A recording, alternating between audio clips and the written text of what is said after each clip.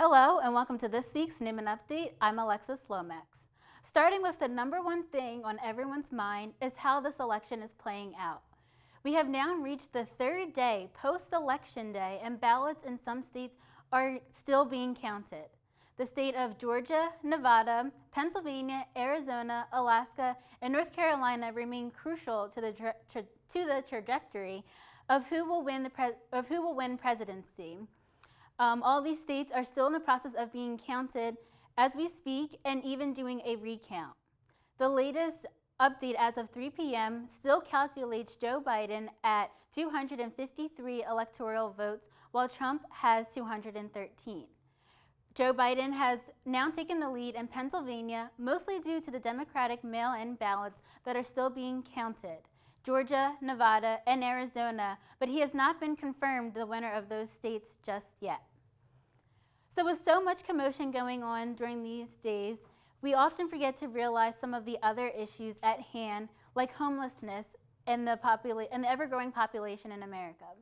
According to the United States Department of Housing and Urban Development's point-in-time count and housing inventory count, there are approximately 567,715 people who are homeless right now. With that being said, next week is Hunger and Homelessness Awareness Week. So next week is Homelessness and Hunger Awareness Week. To do our part on how we show awareness to homelessness and hunger, our annual Sleep Out for Homelessness is next Wednesday, November 11th, starting at 9 p.m. Our campus ministry department hosts this event every year to give students the opportunity to place themselves in the shoes of others and to spend just one night in solidarity for the homeless. Wednesday's night Sleep Out will start off with our last Agape Latte event for the semester, which will be presented by Vince Riley, who in fact chose November 11th as the day for the Sleep Out to honor our veterans as it is Veterans Day. Vince's Agape Latte story is titled Searching for Home and will take place under the Rose Tree tent. All students are invited to the Sleep Out and are encouraged to sign up ahead of time. The Google form can be found by logging into your Neumann portal under the Mission and Ministry Department. Students who participate in Wednesday's Sleep Out event are encouraged to complete our health check form in addition to social distancing and wearing your mask. Students will be encouraged to keep their sleeping areas 6 feet apart and will only be allowed to remove their mask when they're inside their own sleeping area. Masks will be required if students should get up and walk around. If this is anyone's first time doing the Sleep Out, Campus Ministry Department reminds all students to bring an open mind and to bring what is necessary to keep warm and stay comfortable throughout the night, but to remember to keep simplicity in mind. Now let's see what's going on in the world of sports. Tell us, Rhea, how are our sports teams doing? Well, despite a sloppy performance from a pair of two-win teams in the weak NFC East last Sunday, the Eagles took control of the division with their second straight victory.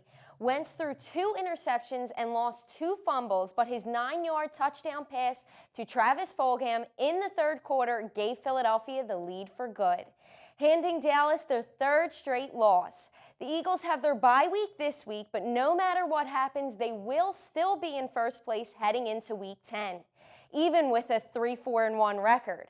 The big key for the Eagles is that they're expected to get healthier after the bye week, getting back players like Lane Johnson and Miles Sanders, which are 2 additions that will definitely help an offense that hasn't gotten out of the 20s yet this season. Up next, the Eagles visit the New York Giants, who haven't been so hot themselves with a record of 1-6.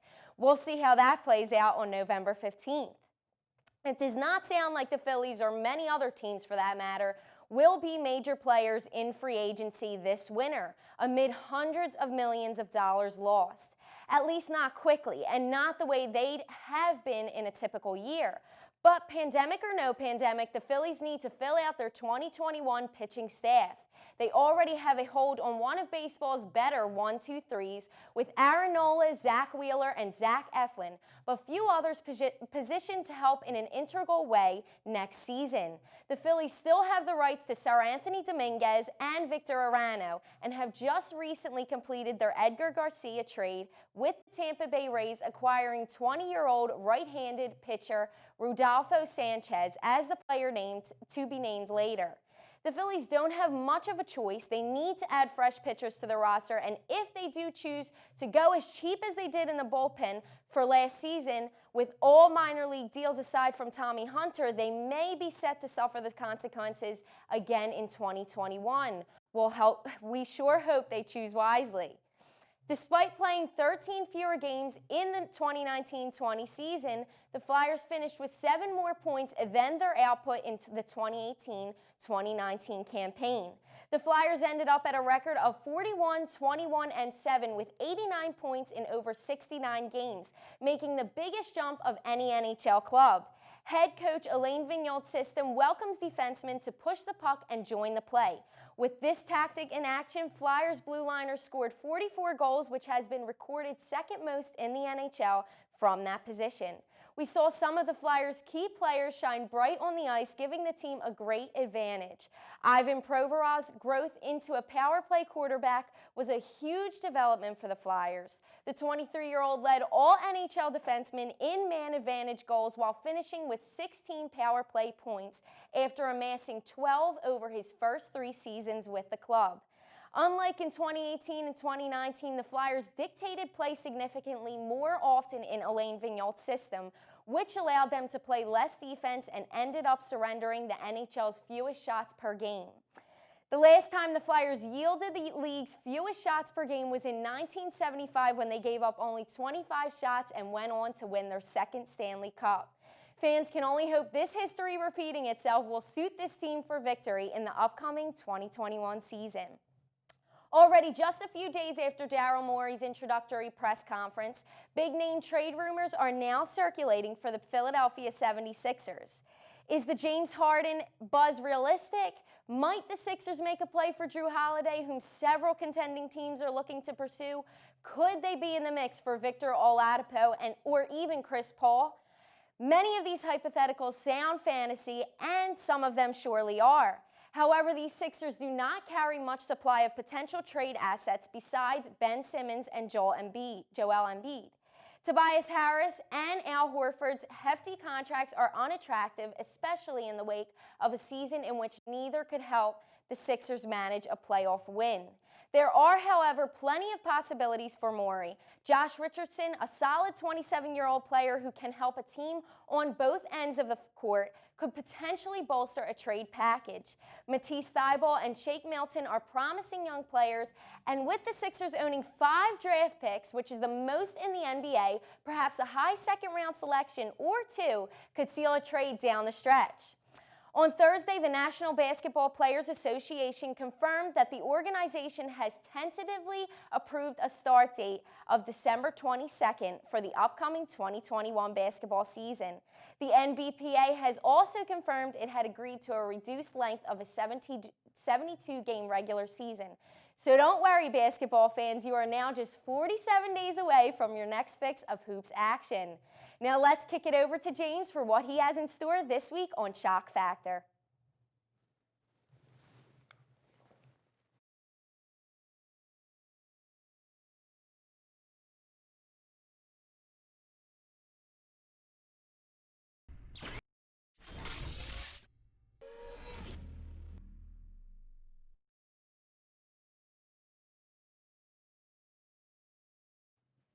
Well, thanks, Rhea. We all know that college is expensive. In fact, according to Forbes.com, the average cost for the college experience is well over $100,000. I have a proposal to solve this problem. What if we could pay our tuition in coconuts? That sounds cocoa nuts, but is exactly what an Indonesian hospitality school is accepting after their students were hit with an economic slowdown. The Venus One Tourism Academy said that any students facing financial hardship may bring in coconuts and other natural materials such as go-to cola leaves for the university to harvest coconut oil and herbal soap for the fruits of their labor. The products made from these materials are sold to raise funds for the school. The decision on whether Neumann University is implementing this practice is still undecided. Lexi, do you think that would be a good idea? Well, I'm just thinking, where are we going to get the coconuts from? Hey, that's a good question. Maybe ShopRite somewhere near Aston? I don't know. If you are looking for a job on campus, maybe outside of campus, internet browsing company Opera just announced a $9,000 two-week payday to do a simple task that we all do every day, and that is to browse the web and look at content. The job offer entails performing online activities such as searching for memes, watching videos, and searching for unusual topics, all while live streaming the experience on Opera's social media pages. On who their perfect candidate would be, the product director of Opera said, what we are looking for in a candidate is the unpolished truth. We want someone who has the guts to share their online experience with the world. If you are interested in being selected for the job, send a 15 to 60-second video on the most relevant browsing moment of your life. Applications are being accepted now through November 13th. With thousands of small businesses being destroyed due to the global pandemic, a Chicago restaurant owner is dealing with the current situation by rescuing animals at risk of being euthanized. He uses his old military-style plane that costs less than the average car to transport the furry felines to foster family and no-kill rescue organizations across the country. These flights are coordinated by the organization Pilots for Paws, a nonprofit that connects pilots to animals who were abused or were in danger from disasters. Since March alone, he has flown over 40 pets to safety. When this good deed is not playing with his two dogs of his own, he helps to volunteer for the Chicago Animal Care and Control. And now, let's get right into Tech Talk.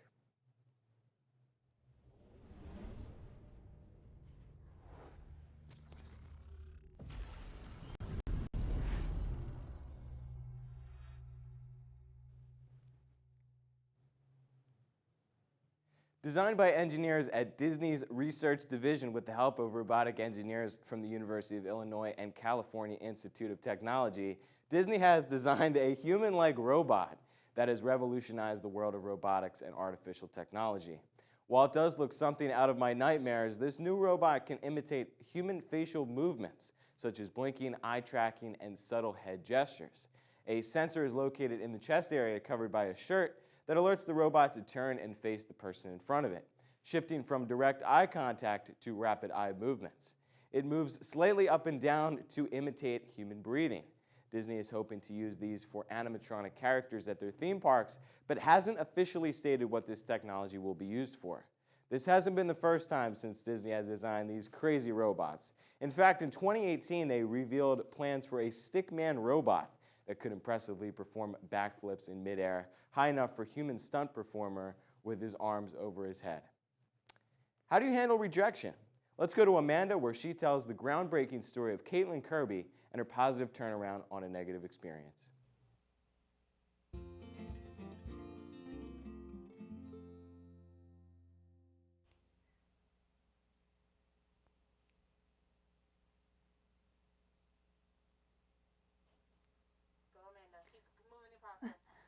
Thanks, James.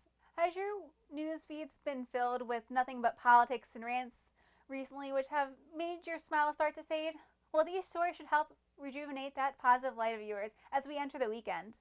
A 29-year-old PhD student in Michigan named Caitlin Kirby has not let her rejection distract or stop her from achieving her goals. When Caitlin presented her dissertation for her doctorate degree, she decided to create and wear a skirt that she made out of 17 rejection letters that she received in an effort to help people normalize rejection. The rejection letters she made her skirt out of were from scholarships, academic journals, and conferences that she folded into fans and connected together. Caitlin said, quote, "The whole process of revisiting those letters and making that skirt sort of reminded me that you have to apply to a lot of things to succeed. A natural part of the process is to get rejected along the way," end quote. She's adopted this mindset from her advisor at Michigan State University, who encourages students to get in the habit of applying for things and getting used to the feeling of rejection, as each rejection is part of the learning process. For Caitlin, her rejections over the years has led her to complete her doctorate and win a prestigious Fulbright grant to further her research on urban agriculture in Germany. Currently, Caitlin is a postdoctoral researcher at the University of Nebraska-Lincoln and joked that she is gearing up to receive some more rejection letters along the way and potentially add to her skirt. I think we can all learn to adopt that mindset, as we all will face rejection in life, but it's how we choose to handle it and move forward that makes a difference. And Caitlin is not the only one trying to make a difference for people in her community. In fact, a Texas community has come together to surprise one of their neighbors and show that they care. Recently, a 3-year-old boy named Ezra was diagnosed with cancer after being rushed to an urgent care facility following what they thought was the rupture of his right eardrum. Following the diagnosis, his mother said that they felt so alone despite being surrounded by family and couldn't help but start to fall into a deep and very dark place. In an effort to counteract that, their neighbors decided to plan a car parade filled with fire trucks, police units, and motorcycles to lift up Ezra and his family. Ezra and his family were shocked and grateful for their neighbors that were willing to go the extra mile for their family in this tough time. Ezra's mother said, quote, "I can't believe how many people out there care, genuinely care, about our son and what he's going through and about us. I want to thank them. I want to thank our community. We truly appreciate what they do for our son." End quote. Wow, I don't know about you, but I can't help but smile when I hear stories about communities coming together to help one another and show they care. And after the turn of the 21st century, a community in Boyertown, Pennsylvania has come together to bring back historic Coal-Brookdale Railroad, which was at risk of abandonment. This locomotive was built from 1853 to 1869 with the help of some Civil War soldiers and is now being used as a tourist attraction. The executive director of Coal-Brookdale Railroad Preservation Trust, Nathaniel Guest, said that it was the citizens that brought this railroad back to life, and they are so glad that it came back. This railroad is finally back to running from Boyertown to Pottstown, Pennsylvania. That's everything for this week's On a Positive Note. Now let's head over to Rhea to get a glimpse of what next week's weather will look like. Rhea, does next week's weather look promising and bright for us? Well, it sure does, Amanda. And what a beautiful weekend we have in store with temperatures consistent in the 70s all across the board. Starting off tonight, we'll have some partly cloudy skies and a low of 50 degrees to kick off your fall weekend festivities. A pleasant Saturday with nothing but sun all day and a warm high of 71. Sunday looks to be almost identical to Saturday with constant sunshine and a high of 70. Monday comes bringing some sun and clouds and a solid temperature at 70 degrees. Tuesday, we will start to see some increasing clouds head in as we prepare for a cold front with some rain on Wednesday for Veterans Day. However, the temperature will remain in the low 70s, and that's all I have for this week's weather forecast. Well, Lexi, it sure does look like it's spring again, doesn't it? Yeah, I'm loving the 70-degree weather. Almost tempted to bring out like the warm clothes again, but I know, shouldn't get my hopes up too much.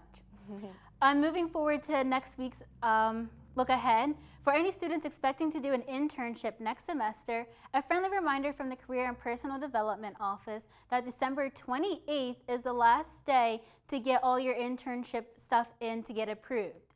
Students, please note that in order to get approved for an internship, you must attend a pre-internship workshop meeting with the Career and Personal Development Office. There will be 3 offered next week between Monday through Wednesday, twice a day. The workshop will take no more than 30 minutes of your time, and you must sign up through Handshake to attend the meeting. That includes all the news that we have for this week's Neumann Update. I'm Alexis Lomax. Have a great weekend.